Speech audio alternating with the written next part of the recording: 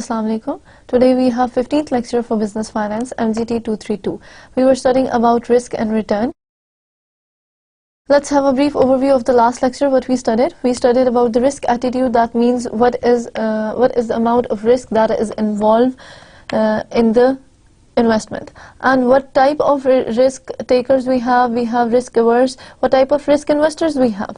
The type of investment and the type of risk takers is also depend on the type of investment. We talk about three different type of risk attitudes. The first one was risk preference. That is those people who take risk, who prefer taking risk. And we also talked about the certainty equivalent. Certainty equivalent is the guarantee that a certain amount of cash will be received, or a certain amount will be received. The certainty about receiving that amount. And we talked about the expected value of certain investment. Now, when the certainty equivalent is greater than the expected value of certain investment, it is called as the risk preference, or it is the choice of the risk takers. Then we talked about the risk indifference. That is those people who are indifferent to this, that whether they are getting the certain amount or whether they have to take the risk, they are indifferent to this thing.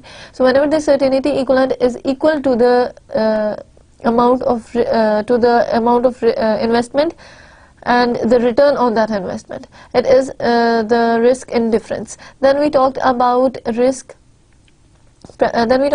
aversion. That is those people who avoid taking risk. They are the risk averse people. Whenever the certainty equivalent is less than the expected value of investment, it is risk aversion. And most of the time the investors we have are risk averse. The population, greater number of risk averse are there in the population. Then we talk about the portfolio. The portfolio is a group of two or more stocks, or group of investment in the group of two or more securities or the financial assets. Well, for portfolio we have two different sets. One is for portfolio return, expected return on a portfolio, and expected return on expected risk of a portfolio. Well, whatever amount we invest, the intention or the point in our mind is that we want return on that investment. So whenever we talk about portfolio is the kind of investment which help you to reduce your risk, which diversify your risk. So portfolio return की जब हम बात करते हैं, तो that is your expected rate of return on your portfolio, which is an expected return on a portfolio is the weighted average of expected return of individual securities. That means कि हर individual security का जो expected return होगा उसके weighted average find out की जाए, तो we have the expected return on a portfolio. The formula we use for expected return is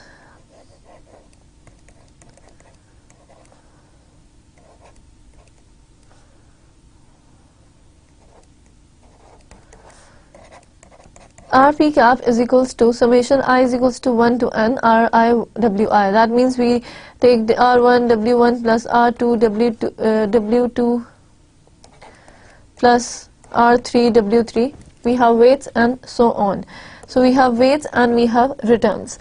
Then we have portfolio risk. When we talked about portfolio risk, it is we do not measure the portfolio risk as the expected risk of a portfolio is the weighted average of that individual risk. It is not like this. It is the risk of a portfolio is almost always less than the expected risk of individual asset. So उसके equal नहीं होता. उसका reason क्या है? The reason being that there exists a correlation between the stocks. जो भी stocks हम अपने portfolio में consider करते हैं, उनके बीच में कहीं ना कहीं एक certain amount of इंक्लूड होता है कोरिलेशन, कि कितनी प्राइस इंक्रीज डिक्रीज और इफेक्ट आ रहा होता है. कोरिलेशन को हम मेजर करते हैं रो से. अब रो की वैल्यू, सिग्मा की वैल्यू, स्टैंडर्ड डेविएशन अगर हम फाइंड आउट करते हैं या रो की वैल्यू फाइंड आउट करते हैं, that is bit of a different then the normal standard deviation we are finding out for risk on a single asset. Well, beside that we discussed that there are three different types of correlation. if the value of a row AB is equals to positive 1 plus 1, that means we have a perfect positive correlation. That means if stock A increases, the stock B increases too. When we talk about row AB is equals to minus 1, that means we have perfect negative correlation. That means when the stock A goes up, the stock B goes down. And then we have a row AB is equals to 0, that means there is no correlation between two stocks. Then we studied about the risk, finding out the risk of a portfolio and the return of a portfolio, and then we did the example. और फिर उसके बाद हमने कुछ एक certain level पे मैंने आपको comparison बताया था कि let's suppose we have stock D with expected return 8%, stock BW that's expected return 9%, and the portfolio return is 8.64%. When we found, and then we have certain amount of a risk with 10% risk with the D, 13.15% risk of the BW, and the portfolio risk was 10.64%. Then when we found out the coefficient of variance, we found out that the coefficient of variance for portfolio is less than the coefficient of any of the other two stocks जिनका portfolio हमने बनाया था. तो हम ये बात फिर करते हैं कि हमारा जो पोर्टफोलियो है वो रिस्क कम कर देता है, तभी उसमें coefficient of variance, that means आपकी जो वेरिएशन है, वेरिएशन क्या किस चीज में, आपके एक्सपेक्टेड रिटर्न और एक्चुअल रिटर्न में, उसको वो बहुत कम कर देता है, क्योंकि हम इन चीजों को अंडरलाइन कर लेते हैं कि भाई ये डाइवर्सिफिकेशन की और इस तरीके से हम लोगों की रिस्क कम हो गया. Then we talked about the coefficient of correlation in detail, जिसके अंदर हमने थोड़ी सी और चीजें डिस्कस की थी कि कोफिशिएंट ऑफ कोरिलेशन को फाइंड आउट किस तरीके से किया जाता है, और आपकी हमने पोर्टफोलियो रिस्क फाइंड आउट किया था. फिर हमने कुछ चीजें डिफाइन की थी कि आपके कुछ ग्राफ्स थे, कुछ और चीजें डिफाइन की थी कि अगर आप अपने इस तरह के स्टॉक्स जिनके अंदर परफेक्ट पॉजिटिव कोरिलेशन नहीं है, वो हम आज भी उसी से कंटिन्यू करेंगे. अगर उनको कंबाइन कर लिया जाए तो हमारे पास सिंपल एक एवरेज आ जाती है, जिसके अंदर combination of that average form में हमारे पास आ जाता है, जो कि हमें ये शो करता है कि इन केस अगर हम अपनी perfect positive correlation perfectly positive correlated अगर ना हो स्टॉक्स, तो वो अपने रिस्क को ऑटोमेटिकली रिड्यूस कर देता है. So we have a declining risk whenever we are adding more stocks to the portfolio, the risk will decline. So this was all about your last lecture. Let's start with our today's lecture, that's about risk. We are going to move forward to the portfolio risk. Portfolio risk के आगे हम पढ़ते हैं और कुछ और एक दो मॉडल्स भी हम लोग इसमें सॉल्व करेंगे. Let's look at the type of risk we have. The total risk is equal to the systematic risk plus unsystematic risk whenever we are talking about the investment. So जब भी investment की जाती है तो हमें पता है there is a risk involved. लेकिन जब भी रिस्क की बात करेंगे तो रिस्क में आपके दो टाइप ऑफ रिस्क आ जाते हैं आपके इन्वेस्टमेंट के अंदर. एक आपका सिस्टमैटिक रिस्क, दूसरा आपका अनसिस्टमैटिक रिस्क.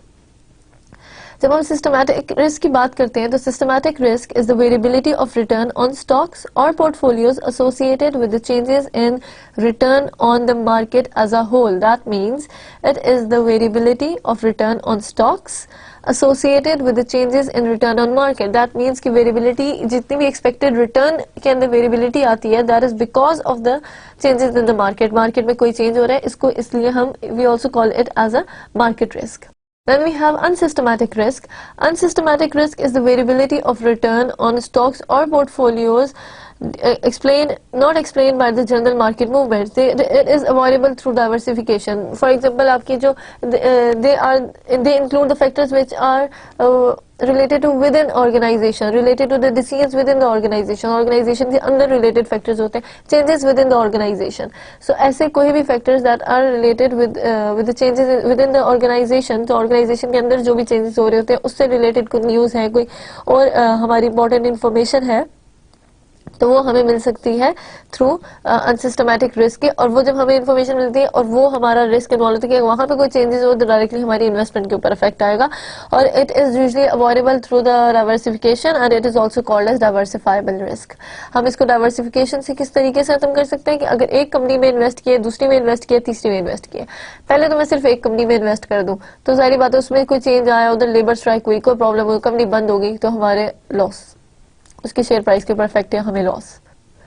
लेकिन अगर हम ऐसा सा कोई अपनी 3-4 कंपनीज में डाइवर्सिफाई कर देते अपनी इन्वेस्टमेंट को, A, B, C, D, 3-4 companies में हमने इन्वेस्ट कर दिया. अब अगर एक कंपनी बंद हो जाती है, एक कंपनी लॉस भी करी, तो बाकी 3 कंपनीज में लॉस नहीं आ रहा होता. उनकी कंपैरिजन में जब हमारे पास वैल्यूज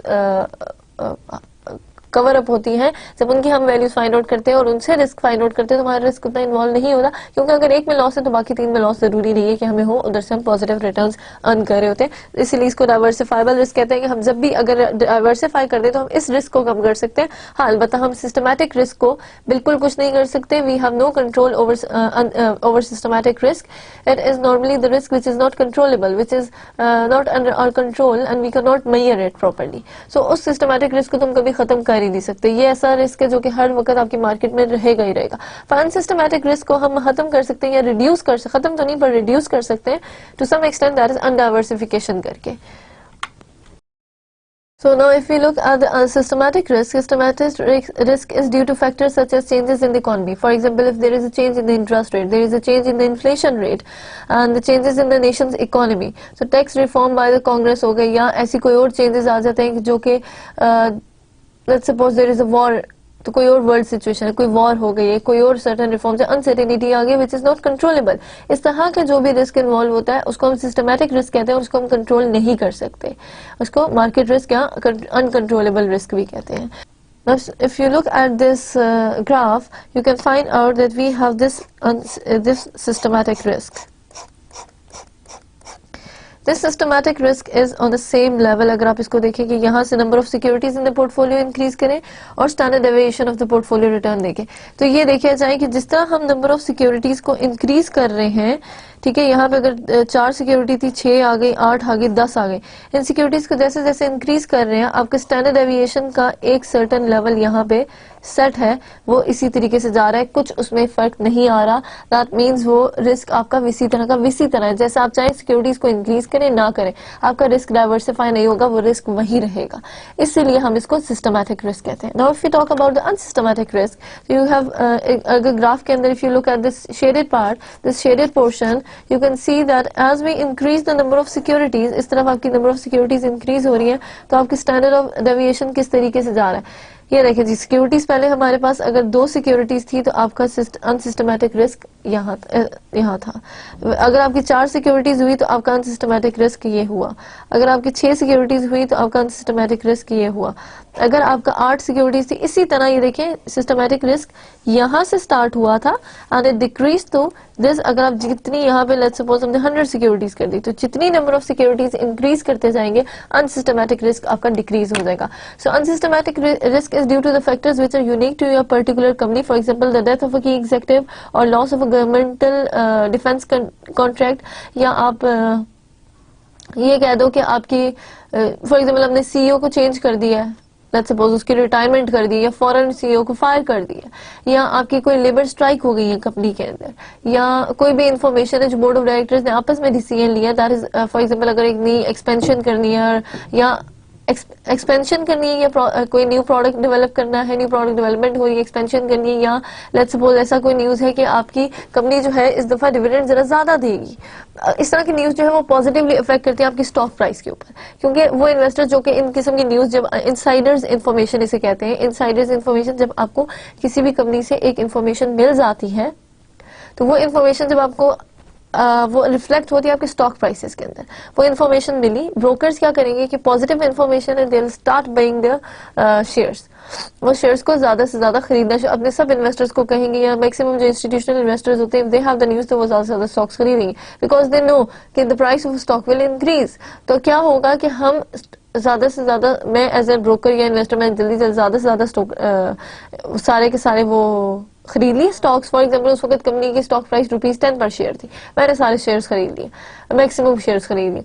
अब उनमें अब क्या होता है कि इस अकॉर्डिंग टू दिस न्यूज के इस तरीके से डिविडेंड ज्यादा दिया जाएगा, या आपकी एक्सपेंशन होती है, उसकी स्टॉक प्राइस एकदम इंक्रीज किए फ्रॉम 10 to 15 रुपीज। मैंने जो इतने ढेर सारे शेयर्स खरीदे हुए थे 10 रुपीज में, वो जाके मैं मार्केट में एज ब्रोकर जाके मार्केट में बेचूंगी और हर शेयर के ऊपर मुझे 5 रुपीज का प्रॉफिट हो रहा है। तो दैट मीन्स 10 रुपीज के खरीदे थे, 15 के बेचे, तो एग्जैक्टली 5 रुपीज का प्रॉफिट हर एक उसके ऊपर मुझे हर शेयर के ऊपर मिलेगा। इस तरह की ये पॉजिटिव अफेक्ट करती है। अब ये तो खैर एक तरीका है। अब इस तरह का रिस्क के भाई एक्सपेक्टेशन आपकी जितनी थी उससे शायद आपको ज्यादा वैल्यू मिल रही हो।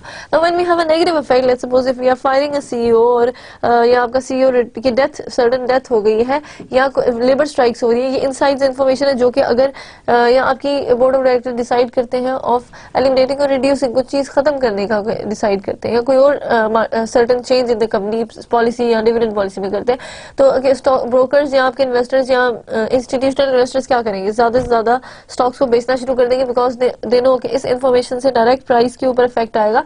प्राइस अगर 10 रुपीज थी तो वो डायरेक्टली गिर के 8 रुपीज हो जाएगी। तो क्या किया जाता है कि वो प्राइस उसको स्टॉक को 10 से 8 पे गिरनी है, ज्यादा से ज्यादा स्टॉक को बेचना शुरू कर दो। जब बेचना शुरू करते हैं सप्लाई ज्यादा होती है, ऑटोमेटिकली प्राइस डिक्रीज हो जाती है, और पहले भी प्राइस डिक्रीज उन कुछ न्यूज की वजह से भी अफेक्ट हो रही होती है। सो आपके जितने भी इस किस्म के फैक्टर्स होते हैं दे directly affect the stock price, और उसके रिस्क भी इंक्रीज एंड डिक्रीज करते हैं। और आपके रिस्क को आप कैसे खत्म कर सकते हो, डाइवर्सिफाइबल रिस्क से। लेट्स सपोज अगर डाइवर्सिफाइबल रिस्क है तो आपने फॉर एग्जाम्पल कुछ इन्वेस्टमेंट की हुई है, और एक इन्वेस्टमेंट आप ये करते हो कि जी एक कंपनी में, फिर 2, 3, 4, 5 कंपनीज में किया। अगर एक कंपनी में लेबर स्ट्राइक है भी तो बाकी 4 में तो नहीं है ना, तो बाकी 4 के आपको पॉजिटिव रिटर्न, इससे अगर आपको थोड़ा रिटर्न कम भी आएगा तो overall on average you have a positive return. इसलिए पोर्टफोलियो जो है वो आपके रिस्क को डाइवर्सिफाई कर देता है।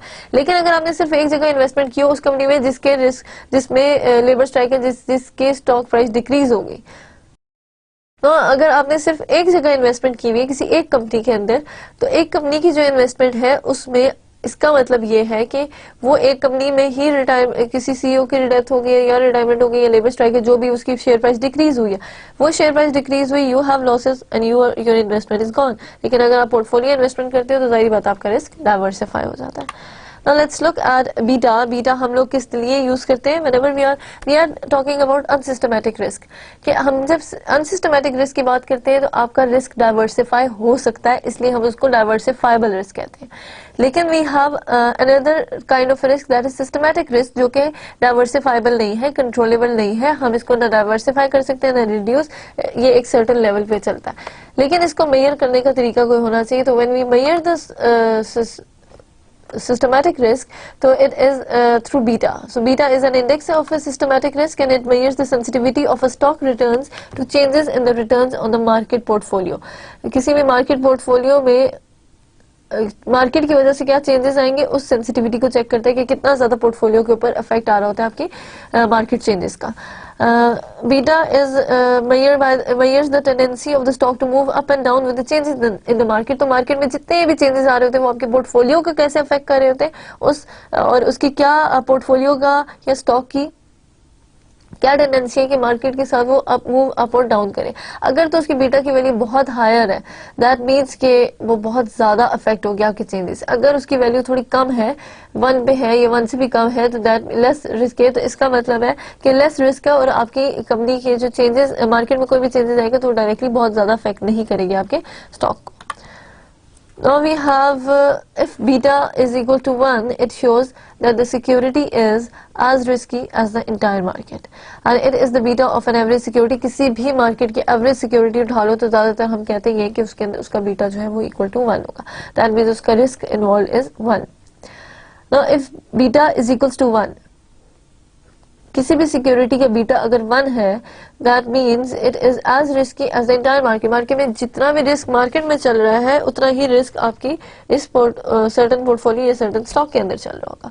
तो आपकी सिक्योरिटी भी उतनी ही रिस्की है। दैट मीन्स कि आप चाहे कहीं और इन्वेस्टमेंट करें या इस सिक्योरिटी में इन्वेस्टमेंट करें या पोर्टफोलियो इन्वेस्टमेंट करें तो कोई इस तरह ऐसा इफेक्ट नहीं आता।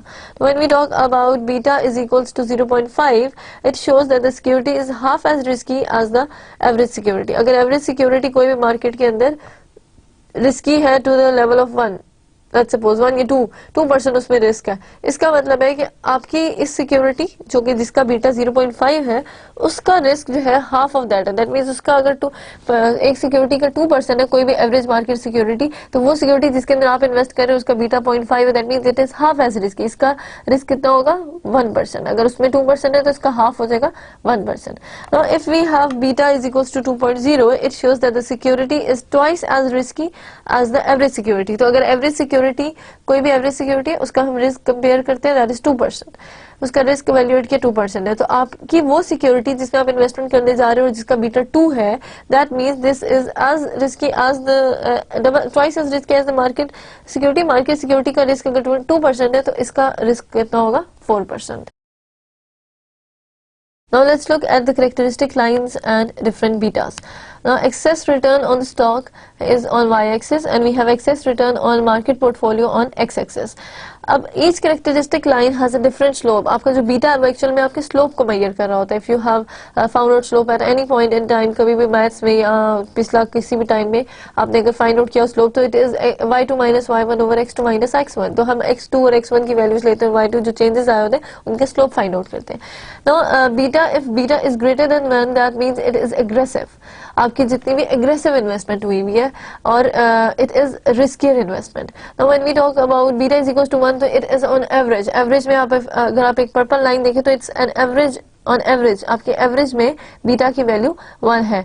स्लाइड्स में अगर आप ये देखें कि beta is less than 1, that is defensive. That means you are being defensive, अपने आप को प्रोटेक्ट करके डिफेंड करके चल रहे हैं, और बीटा की वैल्यू बहुत ज्यादा नहीं, लेस देन 1 है, और वो आप उसकी it is less riskier than the average security. अगर एवरेज सिक्योरिटी बहुत ज्यादा रिस्कियर है तो ये थोड़ी लेस रिस्की है. Now let's look at the what is the beta of a portfolio. ये तो बीटा था, और बीटा किस लिए यूज होता है? In order to manage this measure the systematic risk. और आप systematic risk को कैसे measure करते हो? बीटा से. Now let's look at beta. The average beta of a security in a market is in the range of 0.5 to 1.5. Normally आप किसी भी एक average beta of a security, किसी भी security का beta find out करना चाहो तो on average वो किस range में होता है? 0.5 to 1.5 के दरमियान उसका ज्यादातर बीटा की वैल्यू होती है. तो पोर्टफोलियो कंसिस्ट ऑफ, ये हम तब की बात करते हैं वो मार्केट जो कि एफिशिएंट है, और इवन वो अनडेवलप्ड कंट्रीज हैं. अंडरडेवलप्ड या डेवलपिंग कंट्रीज में थोड़ा स्लाइड चेंज होता है, पर most of the time on average किसी भी मार्केट के अंदर, अच्छी मार्केट के अंदर, we find out that the beta of average beta of a security is between the range of 0.5 to 1.5. The portfolio consists of low beta securities itself will have a lower portfolio beta. देखिए वो portfolio जिसके अंदर थोड़े कम beta की values होंगी. अब देखिए जी, एक पोर्टफोलियो हमने फॉर्म किया. Now let's suppose you have a portfolio A, B, C, D, E. हमारे पास 5 सिक्योरिटीज हैं. इन सब का बीटा जितना ज्यादा लेस होगा, लेट्स सपोज 0.5, 0.5, 0.5, 0.3, 0.2, सब लेस देन 1 है. That means we are being defensive.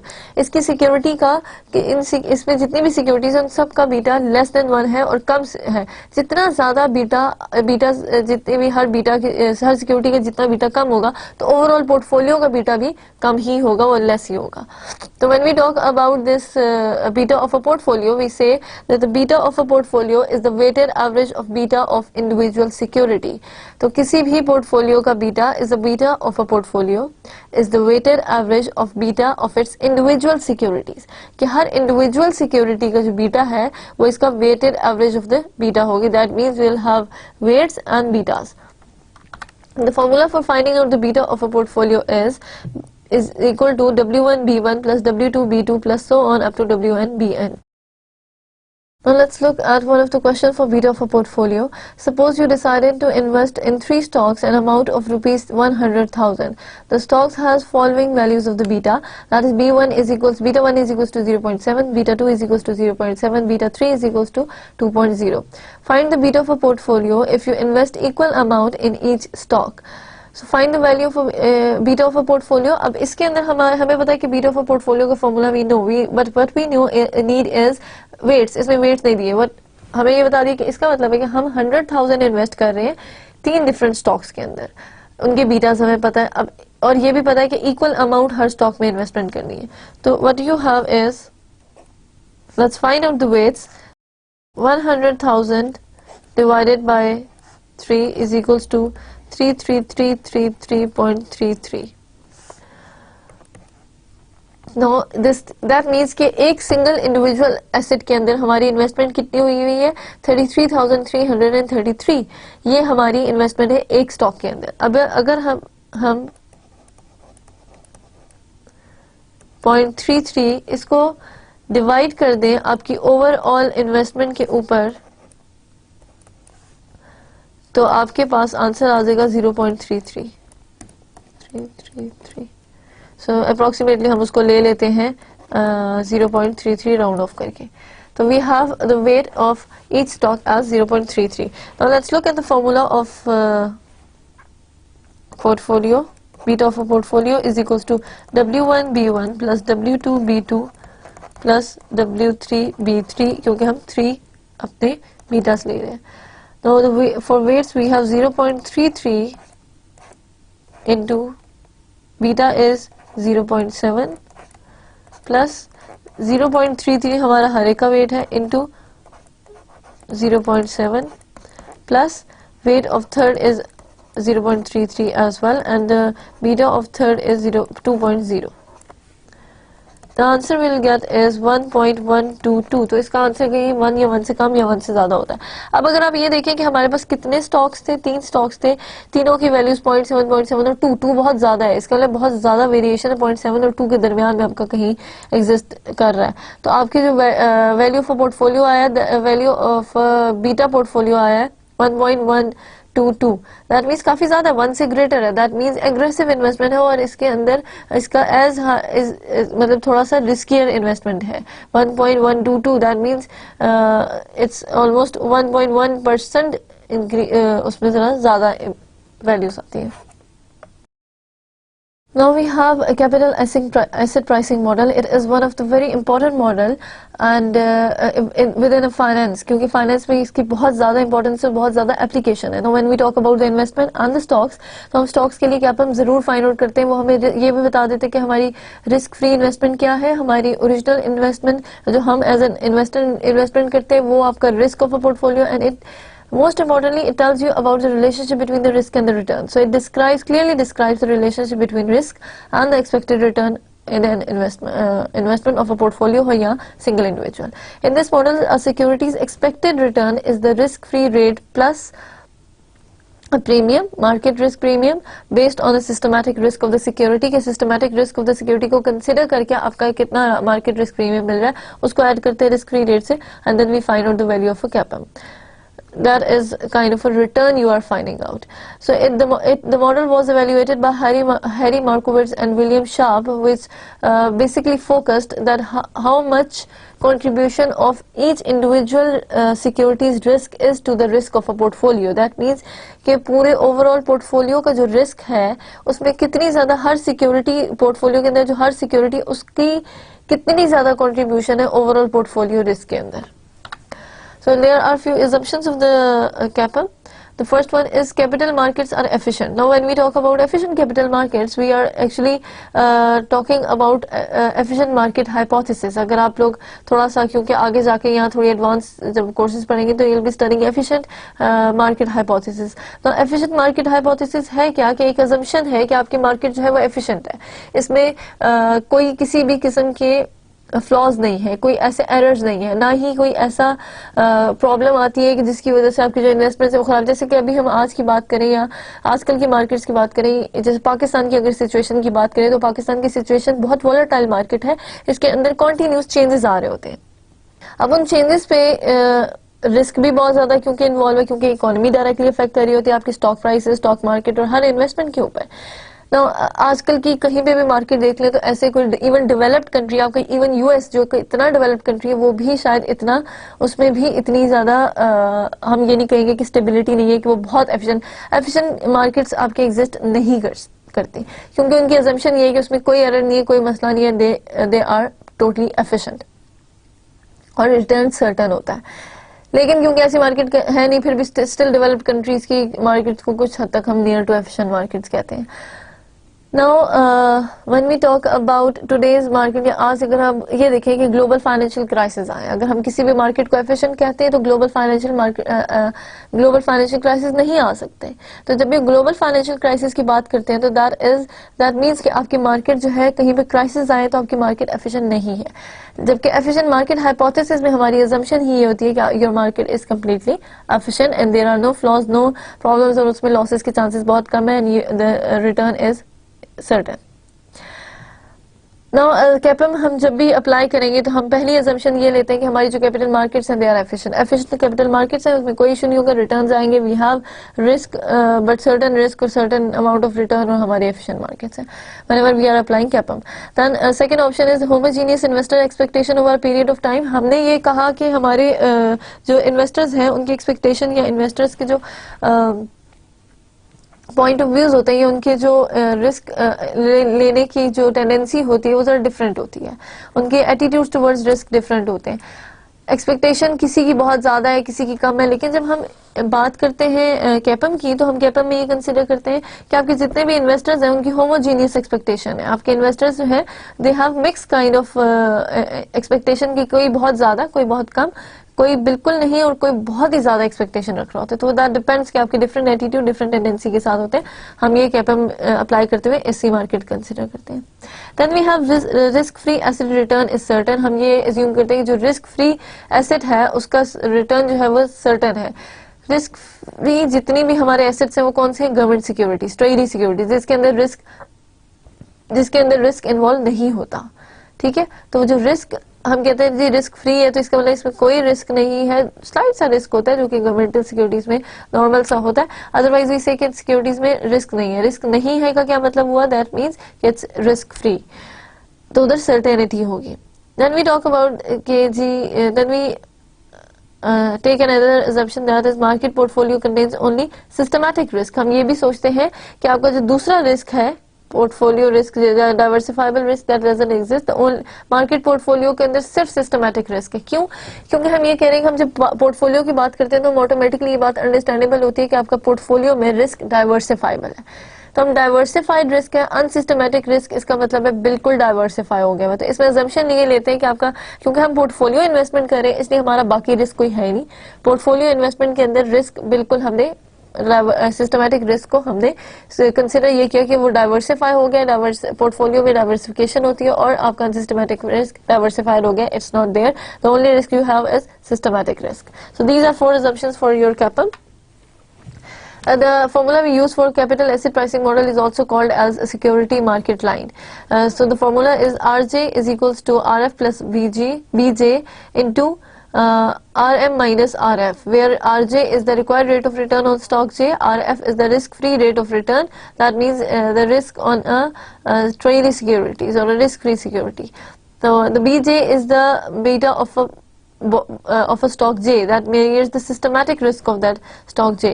Then RM is the expected return on a portfolio. So we have expected return on a portfolio, we have risk-free rate, we have beta, and we can find out the value of required rate of return on the stock. Now if you look at the security market line, जिसको अगर draw किया जाए उसके graph को, तो you have systematic risk beta on x-axis and required return on y-axis. As you see, as we this risk free return, अगर आप ये देखें जो आपका ग्रीन पोर्शन है, कि अगर उसके अंदर आप देखें कि आपके ग्राफ के अंदर एक लाइट ग्रीन से पोर्शन है जो कि बिल्कुल स्ट्रेट लाइन के साथ जा रहा है, this is your risk free premium. क्योंकि एक रिस्क फ्री प्रीमियम जो है या रिस्क फ्री रेट जो है एक सर्टेन लेवल पे सेट कर देगी जी। Risk free securities, treasury securities के अंदर जो रिटर्न है दैट इज जस्ट अबाउट 10%। अगर ये एक 10% डिसाइडेड है तो दैट मीन्स के एक सर्टेन लेवल के ऊपर आपका एक सर्टेन रिस्क चलता जाएगा। नाउ दैट सर्टेन रिस्क जो हम डिफाइन कर रहे हैं वो एक ही लेवल के ऊपर जाएगा और इसमें कोई इंक्रीज डिक्रीज नहीं आएगी। सर्टेन लेवल हमने डिसाइड कर दिया, रिस्क फ्री रेट ही होगा। When we talk about required market rate of return, तो आरएम की अगर आप वैल्यू देखें तो आरएम हमने डिफाइन किया हुआ एक सेट पैटर्न के ऊपर कि ये हमारा risk free rate of return है, अब मार्केट रिटर्न है। अगर हम ओरिजिनल मार्केट रिटर्न में से रिस्क फ्री रिटर्न को माइनस कर दे तो जो रिमेनिंग अमाउंट रह जाती है this is your risk premium, कि वो कि जिसमें से मार्केट रिटर्न जितना आना है उसमें से अगर रिस्क फ्री जो एक ही सिक्योरिटी, बाकी बीटा तो हमने बीटा तो बेस्ड पे कर रहे हैं, डाइवर्सिफाइबल रिस्क तो खत्म हो गया है, अब सिर्फ risk free rate of return है कि वो सिक्योरिटी जिनके ऊपर एक स्लाइड सर्टन लेवल के ऊपर एक रिस्क है उसको अगर माइनस कर दे तो रिमेनिंग अमाउंट हमारे पास क्या रह जाएगी? Risk premium, that is the premium we are going to earn on the market portfolio, उसको हम मार्केट रिस्क प्रीमियम भी कहते हैं। तो R M minus R F जो वैल्यू इसके अंदर ये डिफाइंड हुई हुई है, ये जो value R M minus R F we call it as market risk premium. So this is your market risk premium. Now when we talk about the required rate of return, तो अब देखते हैं कि कैसे required rate of return using CAPM कैसे find out करते हैं. So Mariam at Basket Wonders is attempting to determine the rate of return required by their stock investors. Mariam is using a 6% required risk-free rate of return and a long-term market expected rate of return of 10%. That means this is your RM. A stock analyst following the firm has calculated that the firm beta is 1.2. What is the required rate of return on the stock of Basket Wonders? So Mariam at Basket Wonders is attempting to determine the rate of return required by their stock investor. अब उनके investors जो हैं उनको required rate of return चाहिए कि Basket Wonders में अगर investment की गई है तो उसका कितना return आएगा. Now Mariam is using a 6% risk-free rate of return. That means कि market में इस वक्त किसी भी governmental treasury security पे जो risk चल रहा है that is risk-free rate of return, that is 6%. And a long-term market expected rate of return, market में long-term expected return हमारा कितना है किसी भी stock इस certain stock के ऊपर 10%. A stock analyst following the firm has calculated that the firm beta is 1.2. आपकी firm का जो beta है वो 1.2 है. What is the required rate of return on the stock of Basket Wonders? तो आप क्या है कि stock analyst following the firm has calculated that the beta is 1.2. अब कोई ऐसा analyst जो कि firm को काफ़ी times follow कर रहे हैं, they know the trends, all the trends, तो वो देखा जाता है कि market या उसकी news या उसकी कोई भी other market trends of increase, decrease और किस किस्म का systematic risk या market changes के market में जो changes आती है वो कितना ज़्यादा sensitivity उसकी क्या है या आपकी company कैसे affect होती है उसकी value find out होती है. Beta is equals to 1.2. Now let's look at this thing. BW's required rate of return is equal to RF, risk-free rate of return plus beta into RM minus RF. So we have risk-free rate of return which is 6%, so 0.06, plus we have beta of 1.2. We have market rate of return of 10%, that means 0.10 minus 0.06. The value we have is 0.06 plus 1.2 into 0.04. अगर हम इस सबको calculate करें overall तो the answer we get is 10.8%. So 10.8% is the required rate of return on BW's stock. The required rate of return exceeds the market rate of return as BW's beta exceeds the market beta. देखें market का beta कितना होता है 1, average security किसी भी average security का beta is 1, आपके इस सिक्योरिटी का बीटा कितना है 1.2, तो जितना ज्यादा रिस्क इसका मतलब ज्यादा इन्वॉल्व है, अब higher risk the higher return. तो हम ये कहते हैं कि जी इसके अंदर अगर आप आरएम की वैल्यू फाइंड आउट करें दैट इज 10%. दैट मीन्स कि किसी भी मार्केट रेट ऑफ रिटर्न कितना था 10% और इस सर्टेन जो सिक्योरिटी है इसके इन्वेस्टमेंट के ऊपर जो रिटर्न है दैट इज 10.8%, वो एक्सीड कर रहा है आपके मार्केट रिटर्न के. That's the determination of the intrinsic value of BW. Now हमने ये तो find out कर लिया कि required rate of return क्या है. Let's look at the intrinsic value of that stock or the company of Basket Wonders. Mariam at BW is also attempting to determine the intrinsic value of the stock. So Mariam at BW is also attempting to determine the intrinsic value of the stock. She is using the constant growth model जो कि हमने stock valuation के chapter में पढ़ा था. That is P naught cap is equals to D1 over RS minus G. So Mariam ने intrinsic value भी find out कर दी है कांस्टेंट ग्रोथ मॉडल के थ्रू वो यूज करेगी. Mariam estimates that the dividend next period will be 0.50. उसकी एस्टिमेशन ये है कि नेक्स्ट पीरियड में फोरकास्ट ये किया गया है कि डिविडेंड कंपनी देगी 0.50 per share and that BW basket wonders will grow at a constant rate of 5.8%. ये एक एक्सपेक्टेशन है. Looking at the different trends we expect के फ्यूचर में मार्केट जो है वो कंपनी जो है वो 5.8% कांस्टेंट ग्रोथ से रेट से ग्रो करेगी. The stock is currently selling at ₹15. What is the intrinsic value of the stock? Is the stock over or underpriced? So what we have to find out is we have to find out the intrinsic value, then we have to find out whether the stock is overpriced or underpriced. So let's determine the intrinsic value, and we know that the formula is P naught cap, which is the price or the value for stock. Intrinsic value हम find out करें. P naught cap is equals to D1 over RS minus G. So D1 over RS minus G, where RS is the required rate of return on your stock, G is your growth rate and D1 is your dividend. अब हमने question में पता है कि dividend for the year next year is 0.5, that is D1। We know that the market rate of return is 10.8%, जो कि हमने अभी अभी फाइंड आउट किया। And we know that 5 required return on that certain stock, BW के stock के ऊपर रिटर्न हमारा 10.8% था, और growth rate we know is constant at 5.8%। So if you put in the values we get the answer as ₹10। तो the intrinsic value आपकी यहाँ पे क्या आती है, ₹10 आपकी इंट्रिंसिक वैल्यू है। Now the stock is over valued as the market price exceeds the intrinsic price. अगर आप इस क्वेश्चन को देखें तो क्वेश्चन के लास्ट में लिखा हुआ है the stock is currently selling for ₹15। 15 rupees पे वो स्टॉक जो है वो इस वक्त सेल कर रहा है, दैट मीन्स ये उसकी मार्केट वैल्यू है। So now the stock is over priced as the market price ₹15 exceeds the intrinsic value. Intrinsic value हमारे पास ₹10 आई है, मार्केट प्राइस 15 है, तो we say that it is over valued as the market price exceeds the intrinsic value. अब intrinsic value means कि उसकी आज की प्रेजेंट वैल्यू ये बनती है कि मैं ऑन सर्टेन लेवल आज उसकी ये वैल्यू बनती है, मुझे आज ये वैल्यू या उसकी original actual real based values ये है, तो रियल बेस्ड वैल्यू मेरे पास आ गई 10, ये इसकी इंट्रिंसिक वैल्यू है। अब मार्केट में उसी का कितना बन रहा है 15, तो दैट मीन्स वो उससे ओवर वैल्यूड है, वो वैल्यू ज्यादा की हुई है, मार्केट में ओवर वैल्यू किया हुआ है उस प्राइस को। अब हाँ, अगर ये प्राइस ये होती कि जैसे ₹10 आया आंसर और ₹15 थी, अब लेट्स सपोज अगर इसका आंसर आ जाता ₹20, तो इसका मतलब है कि इट्स अंडर प्राइस, कि आपकी वैल्यू जो है वो डिक्रीज हुई है। Now let's look at the security market line. अगर आप सिक्योरिटी मार्केट लाइन को देखो तो क्या है, सिस्टमैटिक रिस्क हमारे एक्सिस पे है और वाई एक्सिस पे we have required rate of return. Stock X is under priced, क्यों, क्योंकि इसकी direction of the movement is downwards, that means कि वो रिस्क फ्री रेट से भी की तरफ जा रहा है या उससे भी नीचे जा रहा है, तो आपका रिक्वायर्ड रिटर्न डिक्रीज हो रहा है। आज the required return decreases it is under priced. When if we say that the required return is increasing, आपका required rate of return increase कर रहा है, that means it is the direction of the movement is upward, तो आपका stock जो है, stock Y let's suppose, वो overpriced है। तो अगर आपकी प्राइस इंक्रीज हो रही है तो दैट स्टॉक आपका वो सर्टेन स्टॉक इज ओवरवैल्यूड, और it is undervalued when the price is down. Now let's look at what is underpriced and what is overpriced.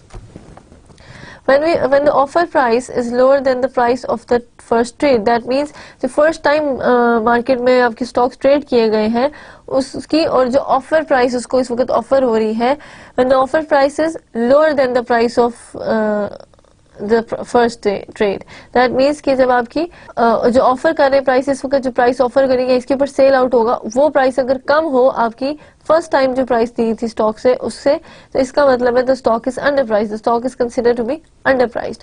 Now when the offer price is greater than the price of the first trade, पहली दफा जब भी stock आया उसकी आज present जो भी present value है उसकी फाइंड आउट करें उसकी इंट्रिंसिक वैल्यू, और when the offer price is greater than the price of the first trade से कि प्राइसेस बहुत ज्यादा हो, that means the stock is considered as over price, वो ज्यादा प्राइस ओवर प्राइस्ड हुआ होता है।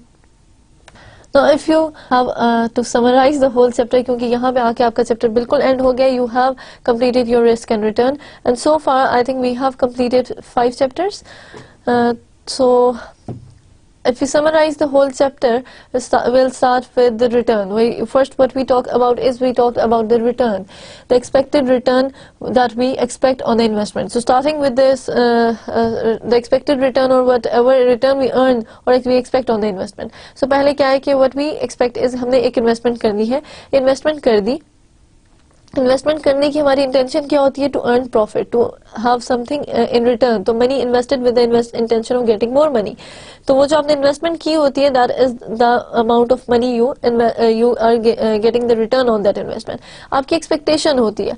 लेकिन एक्सपेक्टेशन के साथ you have 2 different options, one is certain कि जी आपको कुछ अमाउंट मिलेगी, एक जहाँ पे थोड़ी सर्टेनिटी नहीं होती, वो जहाँ पे सर्टेनिटी नहीं है इसका मतलब है वहाँ पे अनसर्टेन कंडीशन है, वहाँ पे रिस्क इन्वॉल्व है, so you have your risk involve. तो आप क्या करते हो कि आपने इन्वेस्टमेंट की, इन्वेस्टमेंट के ऊपर जो रिटर्न आता है वो, तो आपके पास जो आप रिटर्न आता है वो एक्चुअल रिटर्न है, लेकिन आप शायद एक्सपेक्ट कर रहे थे वो थोड़ा ज्यादा आएगा। Let's suppose I have invested 1000 rupees and I am expecting to get 10% per investment, मेरी अपनी इन्वेस्टमेंट के ऊपर पर ईयर मुझे इतना मिलेगा, लेकिन वो जो 10% के बजाय अगर मुझे वो 9% या 8% मिले, तो वो जो अनसर्टेनिटी है कि क्या जो मैं एक्सपेक्ट कर रही हूँ क्या ओरिजिनली वो मिलेगा कि नहीं मिलेगा, ये जो डिफरेंस है इन दोनों के बीच में, एक्सपेक्टेड और एक्चुअल रिटर्न के बीच में, इसको हम कहते हैं रिस्क, एक्सपेक्टेड रिस्क। और अगर आपकी ऐसी जगह जहाँ पे सर्टेनिटी है वहाँ पे तो आपका रिस्क इन्वॉल्व नहीं होता, if you are certain that you are going to get एक अमाउंट। तो आपके जब भी हम इन्वेस्टमेंट करेंगे आपके रिटर्न के साथ साथ दूसरी चीज जो आएगी that is risk. So with investment there is a premises between of risk and return with your investment. So अगर हमने simple currency return find out करना है तो that is your amount invested, amount receive minus amount invested. Now if you find out the rate of return, क्योंकि वो जरा ज्यादा बेहतर आपको साइज ऑफ इन्वेस्टमेंट के पॉइंट ऑफ व्यू से भी और टाइम के पॉइंट ऑफ व्यू से भी एक अच्छा आंसर देता है। सो if you find out the value of or the rate of return, so what you do is you find out the value by subtracting your invested amount from your amount received. Amount received minus invested amount whole over amount invested into 100 is your expected rate of return. Now we also defined that there are two different types of investments. The one is your portfolio investment and another one is your standalone investment. When we talk about standalone investment, that means the investment in a single asset, किसी भी एक single asset में जो investment होती है that is your standalone investment. And the investment in a portfolio is कि वो जो कि आपके टू और टू से ज़्यादा की जितनी भी investment आपके किसी भी securities में आप investment करते हो, financial assets जो कि एक group of investment होती है वो आपकी portfolio investment होती है। standalone investment की जब बात करें तो definitely investment के साथ आपकी दो तीन चीज़ें आती है, standalone risk, standalone risk and standalone return. Then when we talk about the standalone portfolio investment, the portfolio investment में what you do is you do have portfolio expected return and portfolio risk, और उसका risk थोड़ा सा different होता है। अब stand alone investment की जब हम बात करते हैं तो उसमें हमने expected rate of return, what is the expected rate of return on your stand alone investment, that is the return you are going to expect with your investment with when you are investing only in a single asset और a single financial asset, and it is find out through the it is average or the weighted average of the possible outcomes of an investment, the weighted average of the possible outcomes, where weights being the probabilities. तो आपके पास probability होती है और weights के एक certain possible outcomes होते हैं, आप उनको multiply करो तो you have your expected rate of return. Let's look at this thing, how you have your stand-alone investment. We have two kind of investments, one is stand-alone, another one is portfolio. When we talk about standalone में आपके expected rate of return, that is summation I is equals to n to so I is equals to 1 to n. We have RI, PI, we have probabilities and we have possible outcomes. Now then we talk about stand-alone risk. Risk क्या है? Risk is the variability of your expected return from your actual return. Or you can say the difference between your expected return and your actual return is your risk. The uncertainty level, the chance that your actual return will be different from your expected return. This is your risk. So जब हम risk की बात करते हैं, we measure it through standard deviation, which is a statistical measure which measures the variability of your values or the returns from its mean. That means क्या है? वो ये चेक करता है कि कितनी वेरिएशन है आपके एक्चुअल रिटर्न में from your expected return. So we find out the actual return through the expected risk through standard deviation, that is risk is equals to sigma is equals to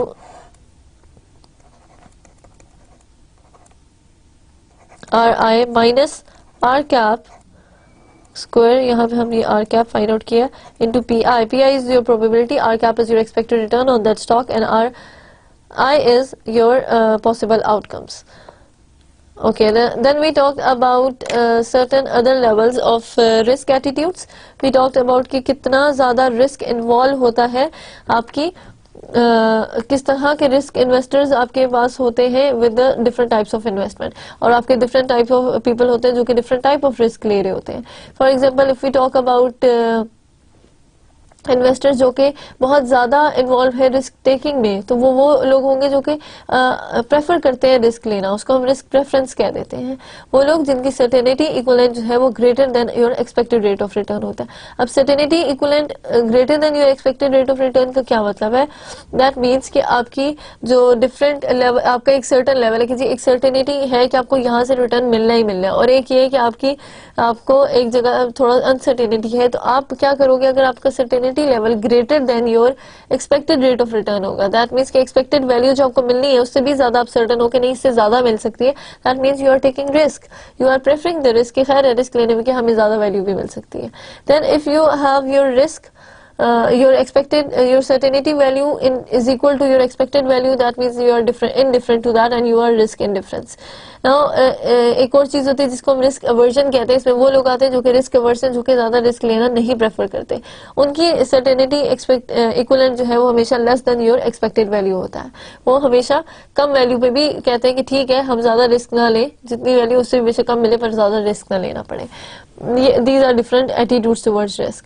इसके बाद हमने इसमें कुछ portfolio की discussion की थी कि पोर्टफोलियो की जब भी बात करते हैं तो portfolio is a group of two or more securities, the investment in two or more securities or two or more different companies or financial assets. तो आप जब ज्यादा करते हो portfolio investment, why portfolio investment is important, क्योंकि वहां पे आप क्या कर रहे होते हो, अपना रिस्क डाइवर्सिफाई कर रहे होते हो. वो जो आपने एक जगह इन्वेस्टमेंट करनी है और उसमें जो रिस्क इन्वॉल्व होगा, इससे बेहतर you do investment in large amount of companies और large amount of stocks, shares, और उसके बाद उसका जो रिस्क है वो डाइवर्सिफाई हो जाता है, काफी हद तक रिड्यूस हो जाता है. So that's why we call it don't put all your eggs in one basket.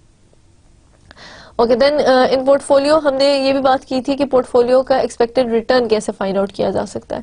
तो when we talk about the expected return of a portfolio, it is the expected return of a portfolio is the weighted average of expected return of individual assets, with weights being the fractions of your wealth. For example, the expected return on a portfolio is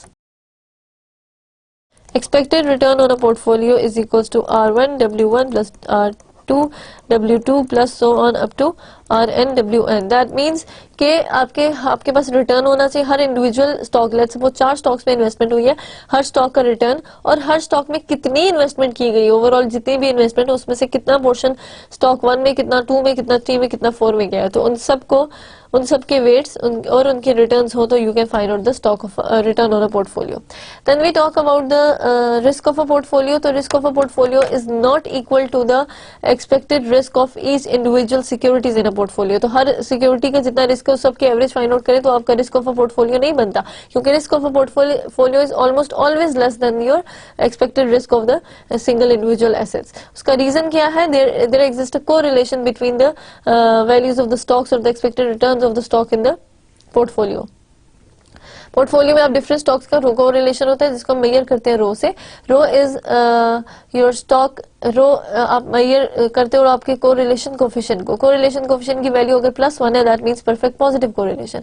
if it's -1 it's perfect negative correlation. That means कि एक increase दूसरा decrease. Perfect positive that means एक increase दूसरा भी increase.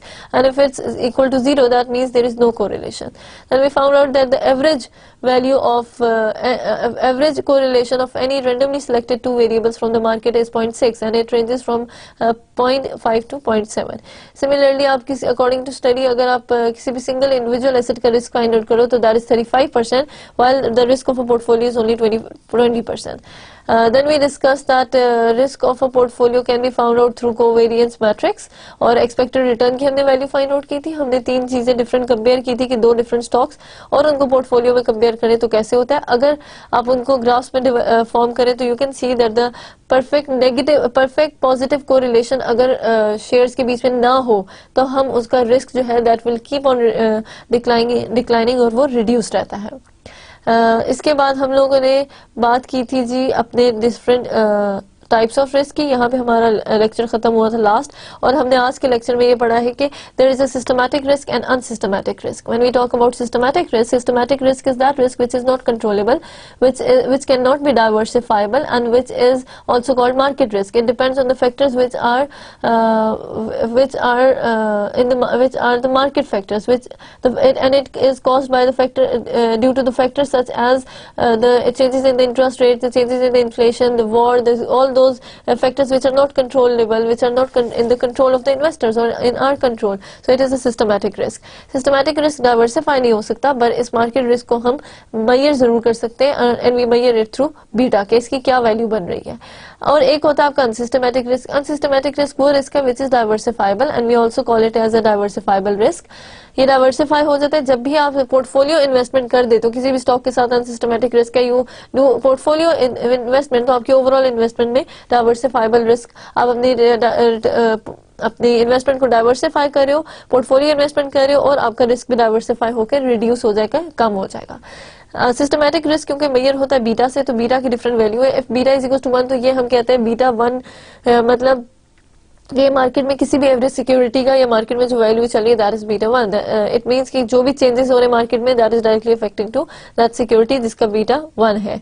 तो beta जो है actual में आपकी टेंडेंसी ऑफ द स्टॉक और the variable of specifically of the stock to move up and down with the changes in the market. So when we talk about beta which is equal to 0.5, that means it is half as risky as your other individual security or average security. And when we talk beta is equals to 2, that means it is the security, it is the market security, it is the beta is equals to 2 means that your risk is twice as risky, or the security is twice as risky as an average security.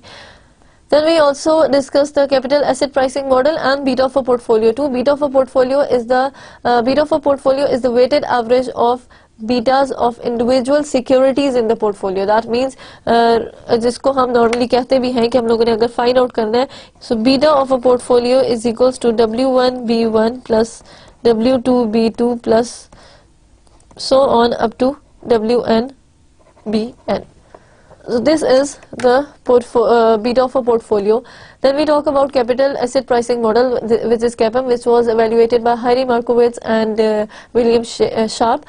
और according to CAPM, आपकी जो it is very important tool in finance, and which helps in measuring the relationship between the risk and the return. And it also measures the riskness of every contribution of risk of every individual securities in the portfolio. और आपका कैपम का formula is RF is equals R is equals to RF plus beta into RM minus RF, जिसमें हम market risk premium भी और risk free rate भी consider करते हैं along depending upon the beta of that certain security, which is this is your capital asset pricing model, जिसको हम security market line भी कहते हैं. Then we saw that security market line किस तरीके से इंक्रीज डिक्रीज और किस तरह उसका स्लोप फाइंड आउट होता है. Then we found out the value of the CAPM, and then हमने उसकी इंट्रिंसिक वैल्यू फाइंड आउट की कि अगर किसी भी स्टॉक की इंट्रिंसिक वैल्यू फाइंड आउट की जाए और वो वैल्यू जो मार्केट रेट ऑफ रिटर्न से आई है, तो कौन सी वैल्यू ज्यादा होगी, या क्या वो ओवर वैल्यूड है, अंडर वैल्यूड है, उनकी इंट्रिंसिक वैल्यू फाइंड आउट करते हैं.